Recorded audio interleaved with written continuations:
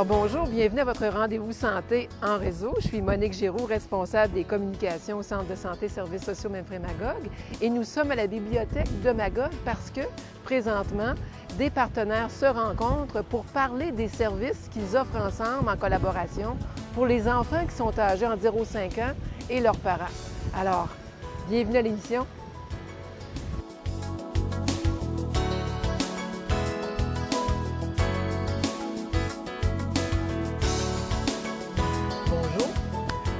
Marie-Josée Cottenoir, et vous êtes conseillère en développement de la petite enfance et vous travaillez avec Joël Bolduc au Comité d'action locale.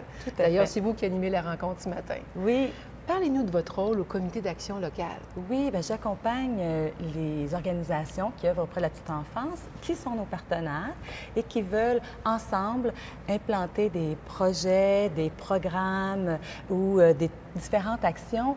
Et l'objectif ultime, c'est vraiment le développement global optimal pour les enfants. Donc, pour faciliter la transition scolaire. D'accord. Vous les préparez avec les partenaires, vous les soutenez pour l'intégration, faciliter l'intégration scolaire. Tout à fait. Il y a 2 projets qui vous tiennent à cœur. Il y en a beaucoup, mais il y en a 2 entre autres. Parlez-nous d'un premier, Brin d'amis. Oui, Brin d'amis. Brin d'amis, d'ailleurs, voilà la petite souris. Brin d'amis, c'est un programme d'habileté sociale, donc de promotion des comportements sociaux.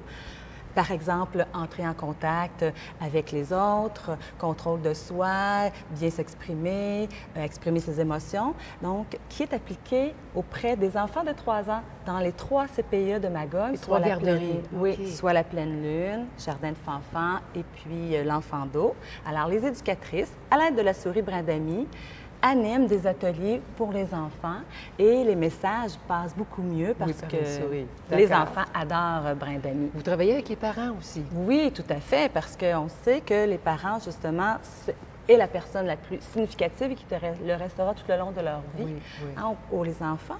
Donc, les parents ont l'occasion de poursuivre des activités à la maison, en lien avec les notions vues par Brin d'amis au CPE.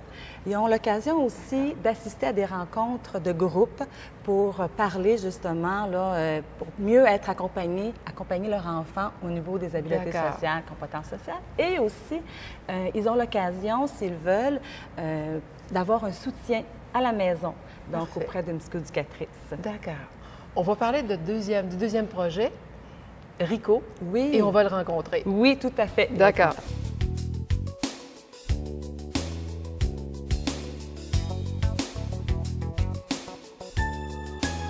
Marie-Josée, voici Rico. Oui. Nous sommes dans le petit coin des enfants à la bibliothèque. Parlez-nous du programme Rico. Oui, bien, Rico a été élaboré avec les partenaires, justement, en petite enfance, pour favoriser le développement langagier, autant l'éveil à la lecture que l'écriture et l'expression orale. Donc, et on s'est dit comment on peut justement intéresser les enfants encore plus pour l'art du conte. Et puis, Rico étant un perroquet, toutes sortes de couleurs, très chaleureux, avec les enfants, invite les enfants à l'art du conte, à écouter l'histoire, il interagit avec les enfants et aussi invite les enfants à faire des activités après l'histoire, là, ici à la bibliothèque.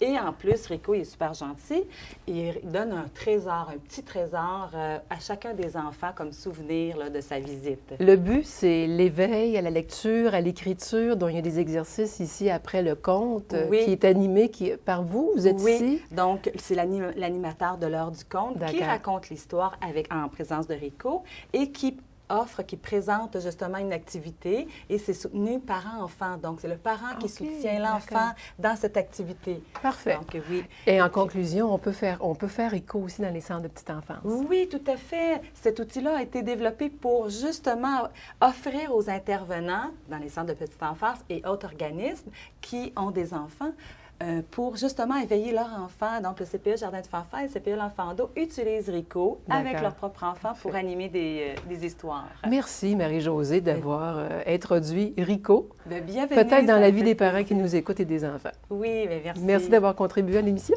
Merci.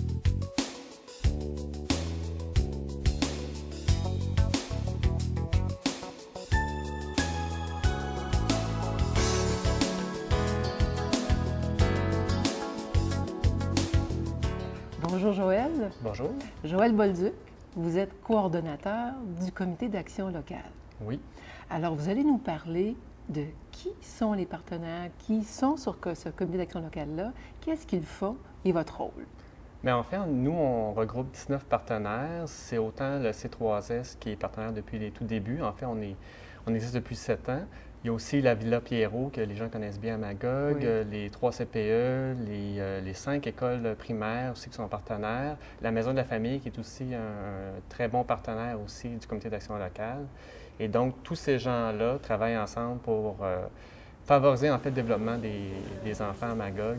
Puis, en fait, le rôle du comité d'action locale, c'est qu'ensemble, avec tous ces partenaires-là, on regarde c'est quoi les besoins dans la communauté à Magog au niveau du développement des enfants, qu'est-ce qui pourrait favoriser leur développement pour qu'en fait, tous les enfants arrivent le plus près possible une fois qu'ils sont rendus à l'école. Et donc, on regarde les besoins et ce qu'on fait, c'est qu'on trouve des solutions concrètes qu'on peut réaliser tous ensemble. Donc, ce n'est pas des projets qui sont faits par juste une organisation. Bien souvent, c'est qu'on se met tous ensemble pour essayer de faire avancer les choses. Comme on a parlé de brin d'amis, Rico, Oui. tantôt, c'est issu des idées des partenaires. C'est ça, selon les besoins aussi. Quel est votre rôle? Moi, mon rôle, c'est un peu de faciliter tout ça. En fait, ce qui arrive, c'est que, comme tout regroupement, il y a besoin d'une personne pivot pour faciliter les communications, pour, en fait, aussi faire tout le petit travail aussi au niveau de la gestion. Je me compare souvent un peu comme un directeur général d'un organisme, mais en plus, moi, ce que je dois faire, c'est un peu mobiliser ces partenaires-là aussi. Dans l'action. Et un peu les guider. Puis je réponds aussi à leurs besoins au niveau bon, il y a certaines choses que je peux faire pour eux, pour faciliter aussi l'avancement des projets. Dans le fond, c'est comme si vous étiez une grosse ruche d'abeilles qui travaillaient pour des enfants 0-5 ans et leurs parents. C'est ça. Puis moi, je suis la petite abeille qui essaie de faire en sorte d'attacher tous les fils pour que ça fonctionne. C'est bon. Parlez-nous des différents projets qui ont été mis sur pied grâce à ces partenaires-là. On en a beaucoup. On en a qui sont plus connus que d'autres. Certains vont être... vous allez interviewer ma collègue tout tantôt avec Brin d'amis, qui est un projet super intéressant. Aussi, l'outil Mon Portrait aussi, qui est un autre projet intéressant. On en a d'autres qui sont quand même connus de la population, en tout cas des jeunes familles. Il y a les marches poussettes qui sont issues du comité d'action locale. Les marches poussettes, en fait, ça réunit des mamans, des papas pour pouvoir, prendre une marche avec les enfants, mais aussi discuter. Et on reçoit aussi des invités. Par exemple, du C3S, ça peut être une nutritionniste qui vient parler aux parents de la nutrition chez les jeunes enfants, etc. Et ça crée des liens entre les parents, puis on fait des activités. Il y a aussi le même volet, mais anglophone, sans la marche par contre, mais... le playgroup. Le playgroup, oui, effectivement. Ça, donc, le playgroup, une fois par semaine, les parents anglophones se réunissent, puis ils font des bricolages, ils font de la cuisine collective avec les cuisines collectives, qui est un autre partenaire aussi du comité d'action locale que je n'ai pas nommé tantôt. Encore toujours, une fois, c'est pour créer des liens entre les parents.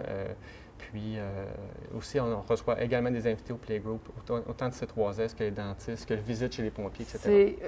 C'était réalisable, parce que tout ce que vous faites là, en termes de partenaires, on dit tout le temps 2 + 2 = 5. C'est un petit peu ça, là, quand je vous écoute. Oui, c'est effectivement ça. C'est très rassurant pour les parents qui savent qu'il y a autant de partenaires qui travaillent pour favoriser le développement de leurs tout-petits avant l'intégration à l'école. C'est très, très important, surtout que ça touche tout le monde, ça. En fait, on sait que plus on agit tôt dans la vie d'un enfant, et plus on favorise son développement, et plus les chances, ou plutôt le taux de réussite au niveau scolaire augmente. Exact. Donc, c'est un moment crucial, ce moment-là. Et un jeune qui réussit à l'école, on sait, on en parle beaucoup, ça a un impact sur toute une communauté. Voilà. Donc, c'est Et le vous travail y qu'on fait, contribuez. oui, on y contribue comme on peut, oui. Merci beaucoup, Joël, d'avoir été avec nous aujourd'hui et merci de vous investir autant pour nos tout-petits. Bien, ça fait plaisir, merci. Merci.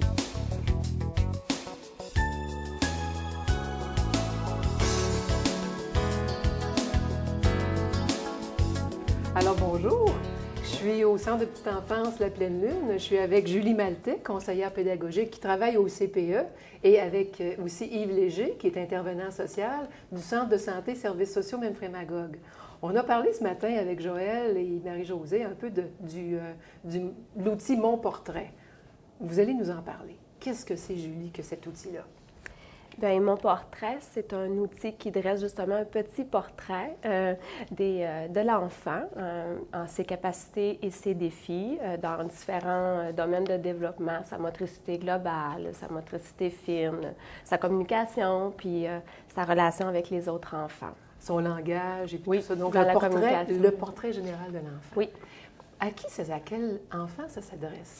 C'est pour tous les enfants de 4 ans. Ici, les CPE de Magog là, font l'outil portrait pour tous les enfants de 4 ans qui rentrent à la maternelle en septembre. Et cet outil-là, qui l'utilise au CPE? Ce sont les éducatrices qui sont avec l'enfant toute l'année, qui connaissent bien l'enfant, qui remplissent l'outil portrait. Je présume que les parents doivent autoriser ça. Oui, avec l'autorisation des parents, bien sûr. Donc, on fait ça au CPE, mais on fait ça dans les milieux de garde aussi. Dans les services de garde en milieu familial. OK, toujours avec l'autorisation des parents. Toujours. Pourquoi on fait ça? Dans le fond, le but visé, c'est le transfert du préscolaire au scolaire, donc que l'enfant puisse avoir la possibilité de partir avec ses stratégies gagnantes, puis pour faciliter la transition vers le monde Vous scolaire. êtes en train de nous dire qu'en sachant les forces de l'enfant, puis les choses un petit peu améliorées, vous êtes en train de le préparer pour intégrer la maternelle et être prêt à intégrer la maternelle au niveau relation, au niveau motricité et tout ça. Oui. Vous construisez ça avec la famille. Oui, puis c'est un outil aussi qui peut être utile durant l'année aussi, justement pour préparer l'enfant à la maternelle. Merci beaucoup, Julie. On va demander à Yves maintenant. Yves, en étant intervenant social, ce que je comprends, c'est que vous allez, vous, travailler surtout avec les gens dans les écoles. Donc, vous êtes en lien avec cet outil Mon Portrait-là. Comment ça se passe? Quel est votre lien par rapport à ça? Comme vous le dites, je travaille dans le milieu scolaire, donc je suis beaucoup dans les écoles, puis je suis à même de pouvoir constater à qui cet outil-là va servir à l'école. Je peux parler par exemple des enseignantes à la maternelle, parce que l'outil Mon Portrait sert de lien entre les 4 ans dans les centres de la petite enfance pour les enseignantes à la maternelle, et ça permet justement qu'il y ait une continuité au niveau de l'information, c'est-à-dire que les forces puis les choses qui ont à être travaillées, l'enseignante à la maternelle peut avoir ces informations-là, donc connaître les stratégies gagnantes avec les enfants, pouvoir ajuster sa façon d'enseigner très rapidement. Donc, c'est quelque chose qui est très utile là, pour les enseignantes. Oui. C'est très utile aussi pour les directions d'école parce que ça permet de former les classes de maternelle, et pour la plupart des écoles qui sont à Magog, il y a plus que 2 classes de maternelle. Donc, pour pouvoir répartir des groupes qui sont équilibrés, cet outil-là devient très intéressant. C'est aussi très intéressant pour ce qu'on appelle les professionnels non enseignants. Je suis, moi, un professionnel non enseignant, mais il y en a plusieurs, et souvent, les gens ou les parents ne sont pas nécessairement conscients de tout ce monde-là qui sont autour de leur enfant. Donnez-nous des professionnels, des exemples. Par exemple, à l'école, il va y avoir la psychologue, il va y avoir la psychoéducatrice, il y a aussi une orthopédagogue, il y a aussi une orthophoniste. Oui. Donc, ça fait plusieurs personnes qui peuvent utiliser ces informations-là. Oui. Et du C3S, je ne suis pas seul. Il y a aussi les hygiénistes dentaires et les infirmières. Donc, c'est toute une équipe de personnes qui ont à cœur de dépister rapidement lorsqu'il y a un problème et de pouvoir offrir les services le plus rapidement possible. Parce que la recherche démontre que plus les services sont donnés rapidement, plus c'est efficace. Bien, merci beaucoup d'avoir été avec nous aujourd'hui. Et quant à vous, j'espère que vous avez apprécié l'émission. Je vous donne rendez-vous pour la semaine prochaine. Alors, merci beaucoup d'avoir été là.